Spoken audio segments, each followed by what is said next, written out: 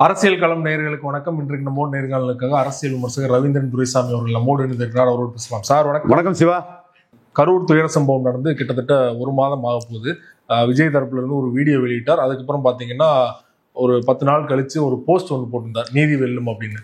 அதற்கப்புறமா விஜய் எங்க போயிட்டாரு, தலைமறைவாயிட்டாரு, கட்சியே முடங்கிடுச்சு அப்படிங்கிற மாதிரி விமர்சனங்கள் வந்தது. விஜய் எப்போ கரூர் போறாரு அப்படிங்கிற எதிர்பார்ப்பு எல்லார்ட்டையும் இருந்தது. இந்த சூழல்ல அங்க இருக்கிற மக்களை பனையூர் அலுவலகத்துக்கே வர வச்சு பார்க்க போறதா ஒரு தகவல் வந்திருக்கு. எந்த அளவு சார் உண்மை? இது அப்படி நடந்தா என்ன மாதிரியான விமர்சனத்துக்கு உள்ளாவார் விஜய்? அதாவது விஜய் டே 1ல இருந்தே பலம் நிரூபிக்காதவர். அதனால ஏற்கனவே செல்வாக்கு இருந்த மாதிரியும் அதனால இந்த இதுல குறைஞ்ச மாதிரியும் இல்ல குறையலன்னும் ரங்கராஜ் பாண்டே போன்ற அறிவு குறைஞ்சவங்க தான், அறிவு குறைஞ்சவங்க தான் அதை பேச முடியும். அறிவு உள்ளவன், நாணயமானவன், நம்பகத்தன்மை உள்ள எவனும் விஜய் 2024 மக்களை சந்திக்கல. அவர் அன்டெஸ்டட் நாட் ப்ரூவ்டுங்கிறது அறிவுள்ளவனும் ஒத்துக்குவான். அறிவில்லாதவன் அல்லது எவங்கிட்டையாவது பைண்டிங் ஆனவன் தான் இதை மறுத்து பேசுவான். அது எவனா இருந்தாலும் சரி. விஜய் பலம் என்னங்கிறது 2026 சட்டமன்ற தேர்தலாக தான் தெரியும். அதற்கு அவர் எல்லா முயற்சியும் எடுக்கிறது அவருக்கு உரிமை. அவர் அந்த வியூகத்தை 214 போட்டு எடுக்கிறாரா அல்லது யாரு கூடயாவது கூட்டணி போய் எடுக்கிறாராங்கிறதா இப்ப பெரிய கேள்விக்குறியா இருக்குது. 214 அவரால் போட முடியாதுங்கிறது கரூர் சம்பவத்துக்கு முன்னாடியே நான் சொல்லிட்டு இருக்கிறேன். ஏன்னா சிவாஜி மன்றத்தை நான் பார்த்தவன். மன்றத்தில் இருக்கும் இப்படிதான் இருப்பான் அவன். டைரக்டா விஜய்க்கு அடுத்து நான் தான்மா. அவன் மன்றத்தில் 10 பேர் இருந்தாலும் அந்த 10 பேரும் விஜய்க்கு அடுத்து நான் தான் சொல்லுவான். அந்த 10 பேர்ல ஒருத்தனை தலைவனா ஏத்துக்கிட்டு அவன் பின்னாடி நிற்க மாட்டான். டைரக்ட் கான்டாக்ட் அவனுக்கு விஜய். அந்த இருட்டில் தெருவில் கான்டாக்ட், விசில் கான்டாக்ட். விஜய் இடத்துல நான் ஒருத்தன் இன்னொருத்தனுக்கு கோஆப்ரேட் பண்ணவே மாட்டான். ஸோ இந்த மன்றம்ங்கிறது இப்படிதான் செயல்படும். நீங்க விஜயகாந்த் நீங்க கேட்டீங்கன்னா விஜயகாந்துக்கு பாமர ரசிகர்கள் இருந்தான். மற்றபடி விஜயகாந்த் ஆர்கனைஸ் பண்றது தமிழ்நாடு ஃபுல்லா டிஸ்ட்ரிபியூட்டர்ஸ், அவரோட தொடர்பு உள்ளவங்க, தமிழ் உணர்வாளர்கள். ஏற்கனவே தமிழ்நாடு ஃபுல்லா இவர் விஜயகாந்த், SS சந்திரன், தியாகு, தென் பாண்டியன், ராதாரவி, இப்படி பலரும் சேர்ந்து ஈழத்தமிழர் பிரச்சனைக்காக தமிழ்நாடு ஃபுல்லா உண்ணாவிரதம் வச்சு ஆர்கனைஸ் பண்ணி பெரிய லெவல்ல ஒரு ஆதரவு வளையத்தை விஜயகாந்த் திரட்டி வச்சிருந்தாரு. அப்புறம் வாணி விஸ்வநாத்னு ஒரு நடிகர், தியாகு, இவங்களெல்லாம் வச்சு ஒவ்வொரு ஊர்லயும் ப்ரோக்ராம் நடக்கும், மீட்டிங் நடக்கும். இந்த மீட்டிங் ஆர்கனைஸ் பண்ணக்கூடியவங்க. இப்படி ஆள் பலத்தோட ஒரு அமைப்பு பலத்தை விஜயகாந்த் தமிழன் என்று சொல்லடா, தலை நிமிர்ந்து நில்லடா, உணர்வில் தமிழனாயிரு, ஒற்றுமையில் இந்தியனாயிரு, மொத்தத்தில் மனிதனாக இருன்னு ஒரு கருத்தியலை சொல்லி மத சார்பின்மை, இப்படி பல இதுகளை அவரு, இப்ராஹிம் ராவுத்தர், சுந்தரராஜன் எல்லாம் ஆர்கனைஸ் பண்ணி பெரிய அளவுக்கு ஒரு ஆதரவு கூட்டத்தை விஜயகாந்த் வச்சிருந்தாரு. விஜய்க்கு இருக்குது ஒரு கும்பல், அது ஒரு ஆதரவு கூட்டம். விஜய்க்கு இருக்கிறது கும்பல். இந்த கும்பல் ஒரு கிரைசிஸ்ல நிற்க முடியல. இந்த கும்பல்ல ஒருத்தனை தலைவனா மற்ற 10 ரசிகனை ஏத்துக்கிட்டான்னா அந்த இடத்துக்குள்ள தலைவனா இருக்கிறவன் ஆர்கனைஸ் பண்ணி ஒரு கண்டன ஊர்வலம், ஒரு அனுதாப ஊர்வலம், ஒரு பொதுக்கூட்டம் ஏதாவது நடத்தியிருப்பான். கட்சி ஒரு அமைப்பா செயல்பட்டு இருக்கும். இப்ப அமைப்பே கிடையாது, கும்பல். துக்ளக் ஆசிரியர் குருமூர்த்தி சொல்ற மாதிரி இது ஒரு பெரிய கும்பலா தான் இவங்க இருக்காங்களே தவிர அமைப்பாட்டே இல்லை.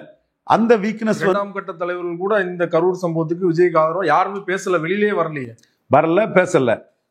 இவங்களோட நிலைமை இப்படித்தான்ங்கிறது டே 1 எனக்கு தெரியும். ஏன்னா சிவாஜி மன்றம் எப்படி செயல்பட்டு அலுவலகம் எப்படி இருப்பான், ஜாதி மத அடிப்படையில் எப்படி பிரிஞ்சு கிடப்பான், எல்லாரும் எவனுக்கு சிவாஜி கிட்ட நெருக்கம், ராமானுஜ அண்ணாச்சிக்கு நெருக்கமா, கோபாலுக்கு நெருக்கமா, BJ ரவி வல்டாரிசுக்கு நெருக்கமா, ராதாகிருஷ்ணனுக்கு நெருக்கமான்னு இதுலேயே தான் இருப்பானே தவிர ஒருத்தன் ஒரு தலைவனா ஏத்துக்கிட்டு அவன் பின்னாடி எல்லா ரசிகரும் தரலக்கூடிய தன்மை ரசிகர் மன்ற கும்பல்கிட்ட இருக்காது.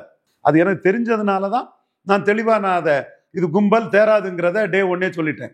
அப்ப தேரணும்னா இந்த ரசிகர் மன்ற கும்பலை வழி நடத்துறதுக்கு ஒரு லோக்கல் லீடர் வரணும். எவனோ ஒருத்தன், ஒரு திமுக காரனும் அண்ணா திமுக காரனும், ஒரு லோக்கலா கெப்பாசிட்டி உள்ள ஒருத்தன், ஒரு ப்ரோக்ராம் நடத்த தெரிஞ்சவன். அதை விஜயகாந்த் டெவலப் பண்ணார். அந்த மாதிரி டெவலப் ஆன ஒருத்தன் இருக்கணும். அப்படி யாரையும் நீங்க அண்ட விடல. யார் அண்ட விடல? இவரு புஷியானந்துக்கு ஆதரவான ரசிகர்களும். ஜான் ஆரோக்கியசாமி இல்ல, புஷியானந்த் தான். ஓகே. ஜான் ஆரோக்கியசாமி இதுல நிறைய பேர் வரணும்னு நினைச்சாப்புல. புஷியானந்த் என்ன மீறி அவனு வரக்கூடாதுன்னு நினைக்கும் போது இது வந்து புஷி ஆனந்துக்கு அமைப்பு. இந்த அமைப்புல நம்பர் 2 புஷி ஆனந்த். விஜயகாந்த் கிட்ட நிறைய மன்றத்துக்காரர் தான் ப்ரொடியூசரா அவனோட வளர்த்து விட்டாரு. பெரிய லெவல்ல துணை நடிகர்கள் எத்தனை பேர் அவரால் வாழ்ந்தவனுக்கு ஒரு திரையுலகத்துல எம்ஜிஆரை விட அதிக பேர் ஒருத்தனால வாழ்ந்தான்னா அது கேப்டன் விஜயகாந்த் தான். இந்த மனச்சாட்சி உள்ள திரையுலகத்தை தெரிஞ்ச எவனும் சொல்லுவான். எத்தனை துணை நடிகர்கள், எத்தனை ஸ்டண்ட் மாஸ்டர்கள், எத்தனை டைரக்டர்கள், எத்தனை கதாசிரியர்கள், அந்த அளவுக்கு அவன் ஒரு லீடரா லியாகத் அலிகான்ல இருந்து எத்தனை பேர். ஸோ அந்த தரப்பு வந்து ஒரு அமைப்பு ரீதியான பணிகள், ஆர்கனைசிங் பணிகளை எல்லாம் செய்தான். இவர்களை மீறி பன்னூட் ராமச்சந்திரனை நம்பர் 2 ஆட்டு விஜயகாந்த் கொண்டு வச்சாரு. அவர் வந்து ப்ரோ புவர்ங்கிற இமேஜை விஜயகாந்த் கொடுத்தாரு. இப்போ ப்ரோ புவர் இமேஜை சீமான் எடுக்கிறார், மன்னிக்கணும், ப்ரோ புவர்ங்கிற இமேஜை சீமான் எடுக்கிறாரு. இவனை ஒரு பணக்கார வீட்டுல ஏழை மக்களின் துயரங்கள் தெரியாதவன்னு சீமான் முத்திர குத்தி அடிக்கிறாப்புல. அப்போ அன்னைக்கு விஜயகாந்த ஏழை மக்களின் ஒரு தலைவனாட்டு எம்ஜிஆருக்கு பிறகு விஜயகாந்த மக்கள் பார்க்குறாங்கங்கிற கருத்தை பன்னூட் ராமச்சந்திரன் சொன்னார். அது மக்கள் மத்தியில ரீச் ஆச்சு. இப்ப இவர் கூட இருக்கிறது எல்லாமே புஷி ஆனந்த் இல்லைன்னா விஜய் இல்லைங்கிற அளவுக்கு தான் ஆட்கள் இருக்கிறாங்க. நீங்க புஷி ஆனந்த் வெளியே வந்த பிறகு எல்லாம் புஷி ஆனந்த் காலில் விழுந்தான். படையூர் வாசல்ல கூட இப்ப கூட பார்த்தோம், மாவட்ட செயலர் காலில் விழுந்தா, எல்லாம் புஷி ஆனந்த் காலில் விழுந்தான். அப்போ புஷி ஆனந்த் அதுல அமைப்பு ஊசிய நாட்டி தலைகளை நின்று ஜான அரிக்கசாமி கெட்டோட் புஷி ஆனந்த்ன்னு ஆட்களை தூண்டி விட்டு என்ன போட்டாலும் புஷி ஆனந்த் இல்லைன்னா தாவேக்கா இல்லை. நான் ஏற்கனவே இதை சொல்லியிருக்கேன், இன்னைக்கு சொல்லலை, முன்னாடியும் சொல்லியிருக்கிறேன். அப்போ தாவேக்காவுக்கு பெரிய மைனஸ் என்னன்னா 214 கேண்டிடேட் இல்லை. 214 கேண்டிடேட் போட்டுக்கிட மாட்டீங்க. 214 கேண்டிடேட் போட்டு ஒரு கொள்கையை சொல்லி அதற்காக களங்கானதுக்கு யாரும் தயாரில்லை. இந்த வீக்னஸ் எடப்பாடி பழனிசாமிக்கு நல்லா தெரியும். அதை வச்சுக்கிட்டு அவர் உங்களை அமுக்க பார்க்குறாரு. ஆனால் எக்ஸஸா வந்து விஜய் வரணும்னு கத்துறது எடப்பாடிக்கு லீடர்ஷிப்பை பலகீனப்படுத்துது. வாண்டடா போய் எவரோ இது பண்றது பலகீனப்படுத்துது. ஆனால் ஒரு கட்டத்துக்குள்ள அவர் என்ன பண்றாருன்னா, விஜயகாந்த் கமல்ஹாசன்லாம் வரும்போது தனிச்சு நின்னது ரெட்டலையை பாதிச்சுது. அப்போ இவர் தனிச்சு நின்னா ரெட்டலையை பாதிச்சிடக்கூடாதுங்கிறதுக்காக முன்னெச்சரிக்கையாக அபண்டன் காஷன் கைதேர்ந்த சமர்த்தரான கவுண்டர் பண்ணுவார். ஏது எடப்பாடியார் எலெக்ஷன் கலைஞர் புரட்சி தலைவி மாதிரி தலைவராக வர முயற்சி பண்றாரு, கையில கிடைச்சதை விட மாட்டார்லாம் அவர் ஏற்கனவே சொன்னேன். அப்போ அவர் சமர்த்தர் கில்லாடிங்கிறது நமக்கு தெரியும். அந்த கில்லாடித்தனத்தை விஜய விழுங்குறதுக்குள்ள வேலையை நாசூக்கா எடப்பாடி பழனிசாமி செய்யறாரு. விஜய் அது ஈல்டு ஆயிடுவார் நினைக்கிறீங்களா? ஈல்டு ஆயிருவாரா திரும்பி போறாரான்னு எனக்கு தெரியாது. 214 தனிச்சு போட்டியிட மாட்டார் 100%. முடியவே முடியாது. ஜான் ஆரோக்கியசாமி பொய்யா ஊடகத்துல அதை பொய் சொல்றாரு. தினமலர்ல பொய்யா கட்டுக்கதைகளை ஜான் ஆரோக்கியசாமி அவுத்து விடக்கூடிய சரடுகளை கப்சாக்களை தினமலர் போட்டு ஒரு தேசிய பத்திரிகை, எங்க தலைவர் ராமசுப்பையா இருக்க பத்திரிகை அசிங்கப்படுது. தினமலர் எடுத்தாலே விஜயை பற்றிய பொய் செய்திகள். எப்படிங்க இப்படி ஒரு பொய் செய்தியை தினமலர் போட முடியுது? அதோட நிர்வாகம் உரிமையாளர் எல்லாம் பார்த்துட்டு இருக்கிறாங்க. ஆச்சரியமா இருக்குது. என்ன பொய் செய்தி போட்டாங்க? காங்கிரஸ் விஜய் கூட்டணி. இப்ப நீங்க பீகார்ல தேஜஸ்வி யாதவ் அவங்க சிஎம்மா சொல்லிட்டாங்க, ஆட்சிக்கு வராத இடம். இங்க ஆட்சிக்கு வந்து காங்கிரஸுக்கு 40 எம்பி அந்த கூட்டணி கொடுத்த ஸ்டாலினை விட்டுக்கிட்டு போவாங்களா? வெத்து வேட்டு 4% ஓட்டு எடுத்த மாணிக் தாகூர் பேச்செல்லாம் ராகுல் கேட்பாரா? இல்ல 2.5% ஓட்டு எடுத்த இவங்க ஜோதிமணி பேச்சை கேட்பாங்களா? அம்மா நீ தனிச்சு நின்னா 2%, 4%. ஸ்டாலின் தர்றதெல்லாம் எம்பி போஸ்ட், எம்எல்ஏ போஸ்ட். வந்துட்டாரு மாணிக்கு தாகூர், 4% எடுத்து டெபாசிட் வாங்கியாத ஆளு. முதல்ல அவரோட தேவை முடிஞ்சிருச்சு, எம்பி ஆயிட்டாரு. இப்ப என்ன தேவை? ஒரு அட்டென்ஷன் சீக்கிங்கா பேசுவாரு. அங்க மேல போய் சொன்னா இவரை துரத்த மாட்டான். இங்க ஒரு ஆளா காட்டுறதுக்காக 4% ஓட்டு டெபாசிட் இல்லாத மாணிக் தாகூர் பேசுவாரு, டெபாசிட் இல்லாத இவங்க பேசுவாங்க. டெபாசிட் எடுத்தது ஹரிகிருஷ்ணன், அவரு கரிஷ்ணன் நாடார் நினைக்கிறோம், சுதந்திர போராட்ட தியாகி.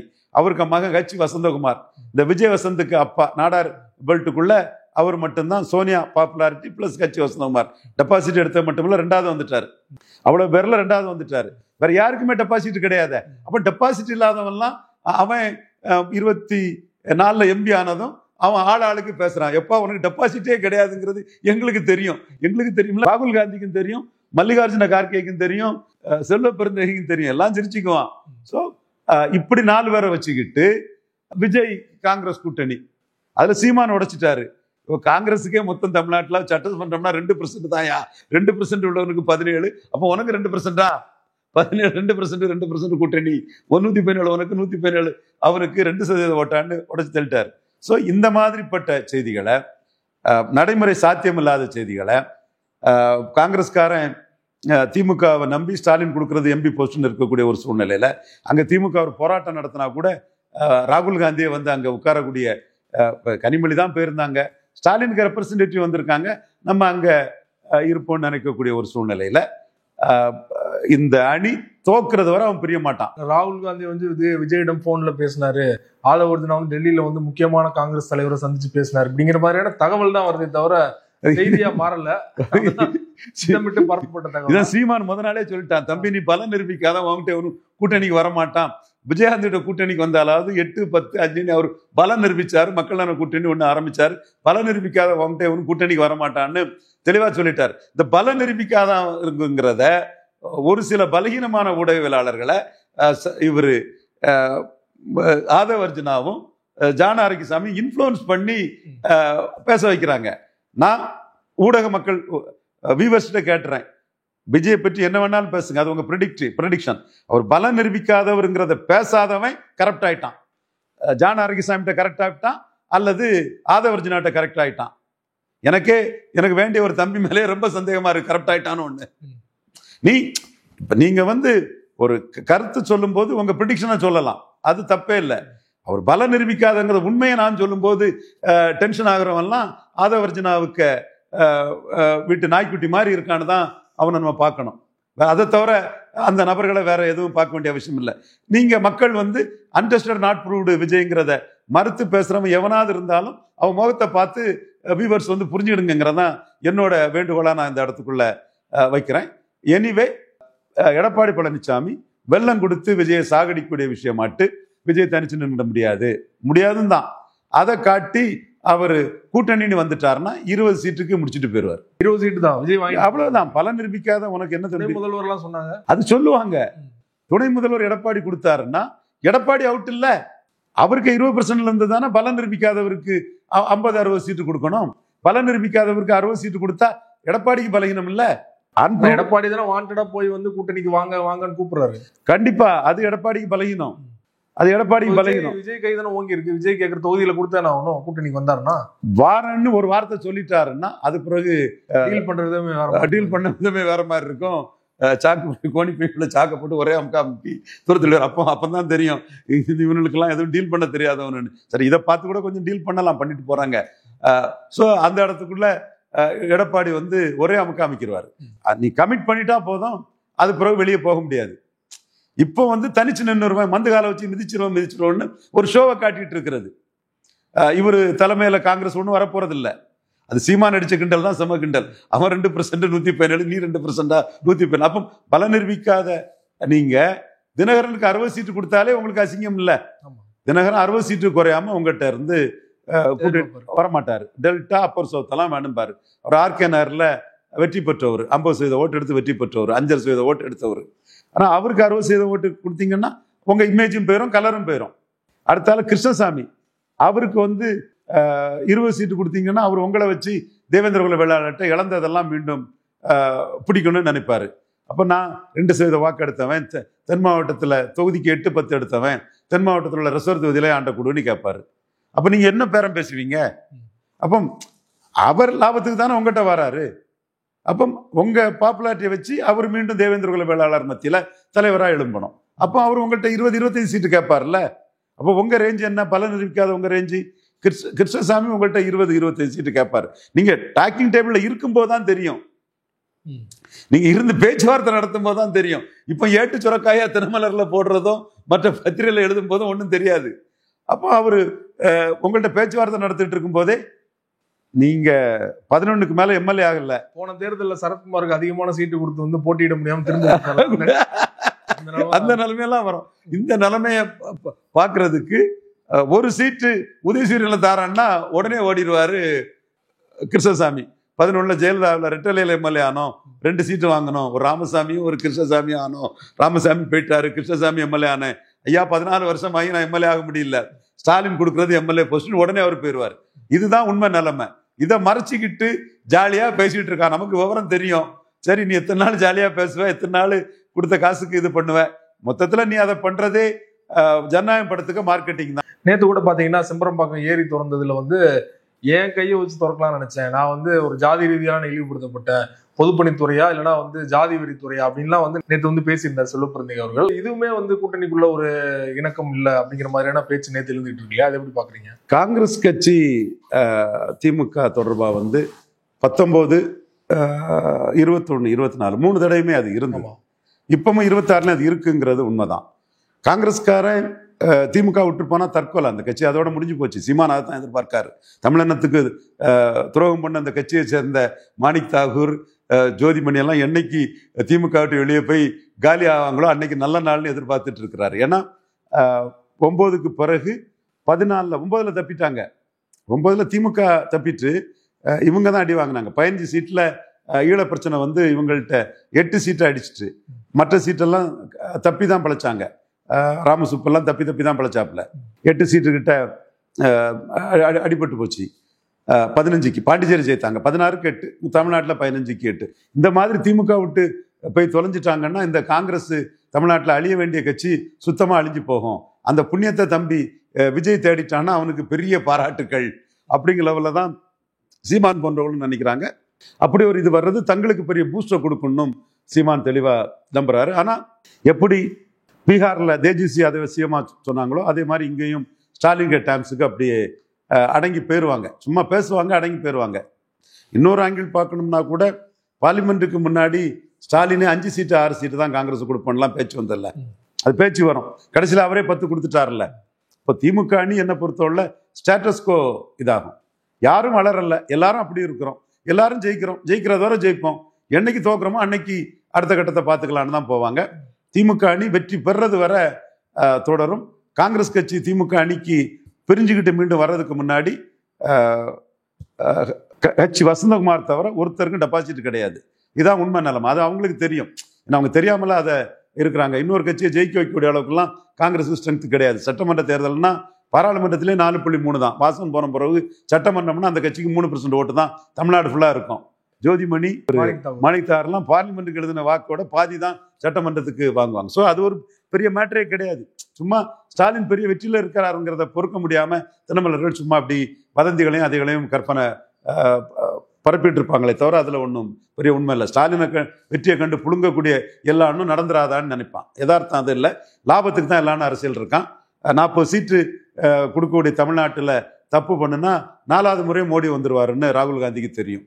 அது மட்டும் இல்லை, ஏதாவது பிரச்சனை வந்துடாதா, ஸ்டாலினுக்கு 22 ஆட்சி கவிழ்ப்புக்கு துணை புரியாதான்னும் ஸ்டாலின் அவங்க பெரிய அளவில் எதிர்பார்க்குறாங்க.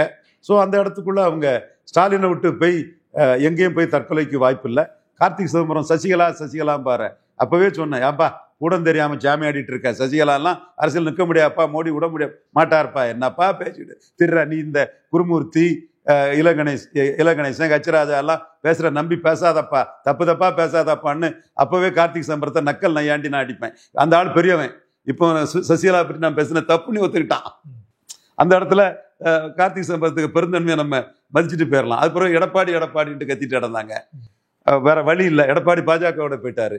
அதனால பலம் நிரூபிக்காத விஜய்னு 4 பேர் சொல்றான். அது கூட விஜய்னு சொல்லலை. அப்படி சொன்னா திமுக காங்கிரஸ் தான் கூட்டணி வரும், நம்மளை ஸ்டாலின் பழி வாங்கிடுவாருன்னு அவனுக்கு தெரியும். காங்கிரஸுக்கு சீட்டு அதிகம் வேணும், அது இதுன்னு அந்த மாதிரி கூட்டணி ஆட்சி அந்த மாதிரி பேசிட்டு இருக்காங்க. திருநாவுக்கரசன் என்ன ஆனாரு?